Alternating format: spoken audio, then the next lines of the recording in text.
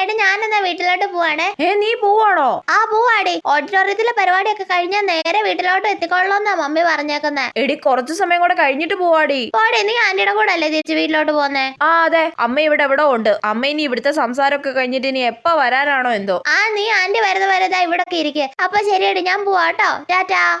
ശരിയടി, ടാറ്റ.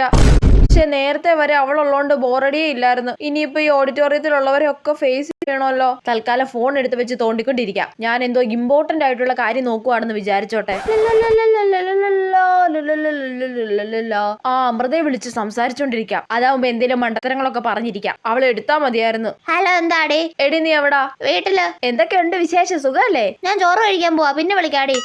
എടി കട്ടാക്കല്ലേ. ഷെടാ കട്ടാക്കിയാ നീ ഇതേപോലെ പോസ്റ്റ് ആയിട്ടിരിക്കുമ്പോ വിളിക്കടി. അപ്പൊ ഞാൻ ശരിയാക്കി തരാം. അപ്പൊ ഞാനും ചോറ് കഴിക്കാൻ പോകും. അല്ല പിന്നെ ഗാലറി കയറി എന്തെങ്കിലും തപ്പുന്ന പോലെ അഭിനയിക്കട്ടെ.